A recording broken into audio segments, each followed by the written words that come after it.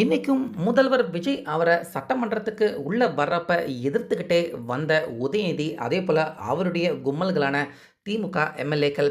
So இப்படி daily முதல்வர் விஜய் அவரை எதிர்த்துக்கிட்டே வராங்களே, இதுக்கு ஒரு முடிவில்லையா அப்படின்னு நம்ம எல்லாருமே நினச்சிட்டு இருக்க நேரத்தில், இன்னைக்கே பார்த்தீங்கன்னா முதல்வர் விஜய் அதுக்கு ஒரு முடிவு கட்டுற மாதிரி சட்டசபைக்கு வெளியே எதிர்த்த அவங்கள சட்டசபைக்கு உள்ள வர வச்சு இன்னைக்கு முதல்வர் விஜய் செம்மையான ஒரு சம்பவம் பண்ணியிருக்காரு திமுக அவங்களுக்கு எதிராக.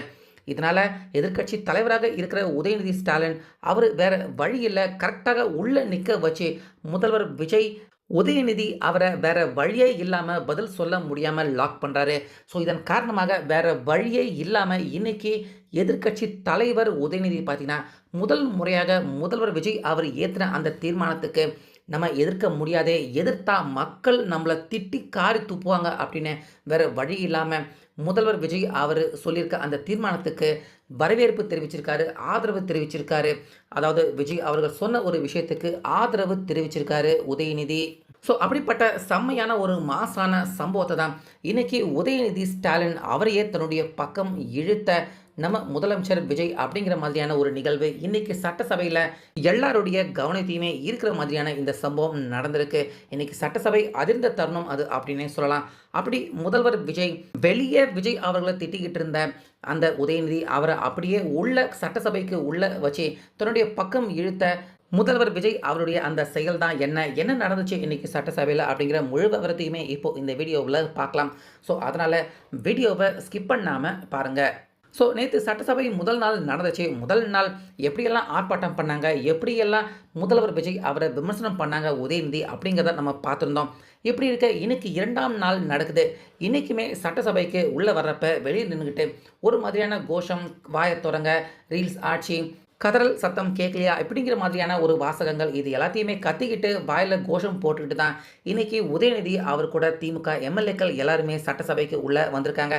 ஸோ இன்றைக்கி காலையில் முதலமைச்சர் விஜய் அவர்கள் சட்டசபை துவங்கினதுக்கு அப்புறமா ஃபஸ்ட்டு ஒரு தீர்மானம் ஒன்று நிறைவேற்றுறாரு. அது என்ன அப்படின்னு பார்த்தீங்கன்னா, எந்த கட்சியாக இருந்தாலுமே, நீங்களாக இருந்தாலும், திமுகவாக இருந்தாலும், தமிழக வெற்றி கழகமாக இருந்தாலும், எந்த கட்சியாக இருந்தாலும் எல்லாருமே மக்களுக்காக தான் உழைக்கிறோம். மக்கள் அவங்களுடைய எல்லாருடைய வாழ்வாதாரமாக இருக்கிறது தண்ணி, நீர்.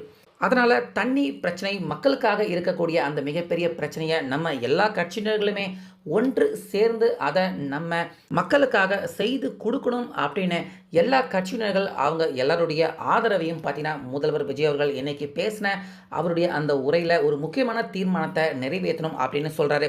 ஸோ அப்படி என்ன தீர்மானம், அது முக்கியமான தீர்மானம் அப்படின்னு பார்த்தீங்கன்னா, கர்நாடகா அவங்க நமக்கு சரியாக காவிரி நதி நீரை கொடுக்க மாட்டாங்க. பல வருஷமாக இந்த பிரச்சனை ஓடிட்டுருக்கு. இதுக்கு நடுவில் கர்நாடகாவில் இருந்து நம்ம தமிழ்நாட்டுக்கு பார்டருக்கு உள்ளே வரக்கூடிய ஒரு இடத்துல மேகதாது அணையை கட்டுறதுக்கு முயற்சி பண்ணுறாங்க கர்நாடகா. ஸோ இதை தான் பார்த்தீங்கன்னா முதல்வர் விஜய் அவர் எடுத்து சொல்கிறாரு.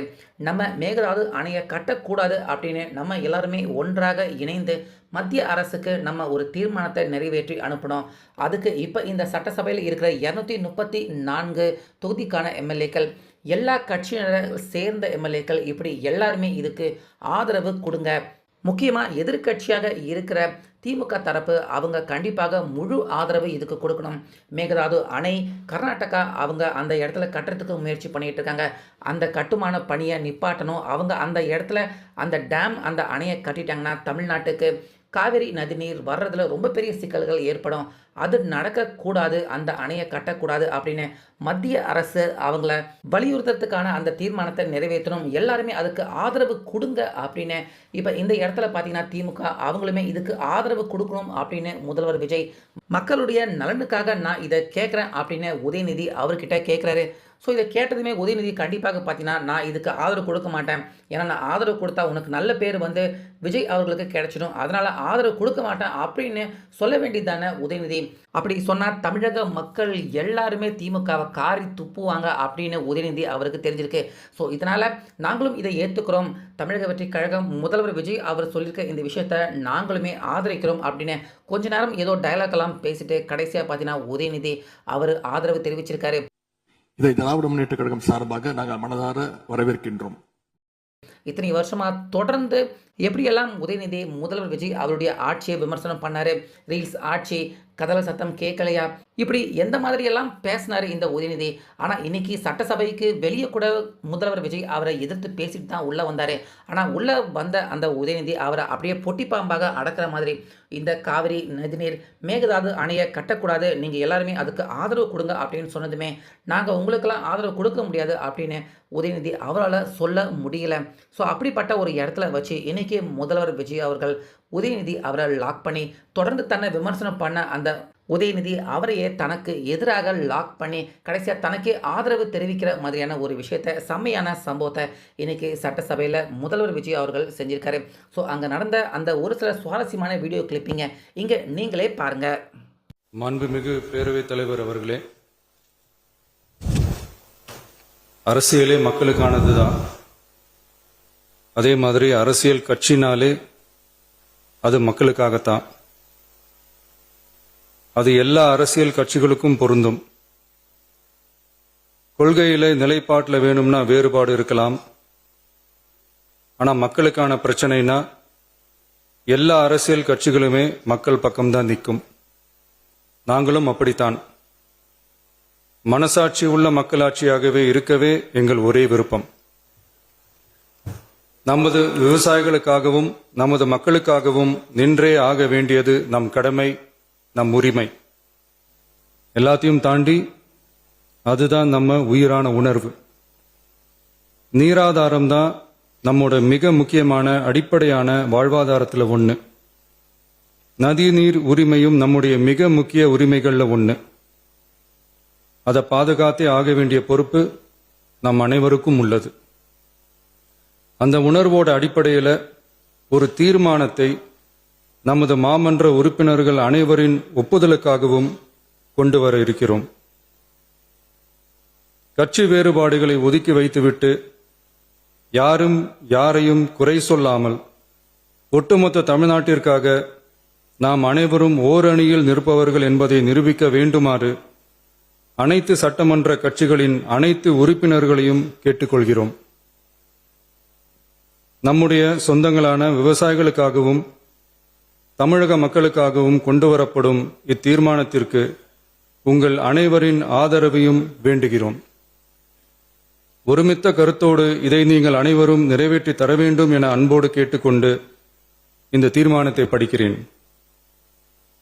தீர்மானம்: காவிரி நடுவர் மன்றம்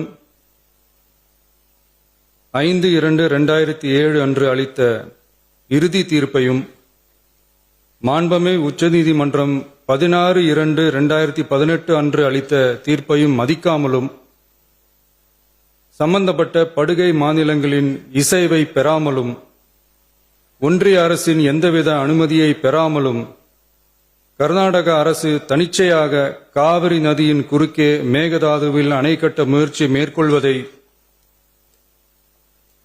எந்த வகையிலும் ஏற்றுக்கொள்ள முடியாது என்பதால் கர்நாடக அரசின் இச்செயலுக்கு தனது கடும் எதிர்ப்பை இப்பேரவை தெரிவித்துக் கொள்கிறது.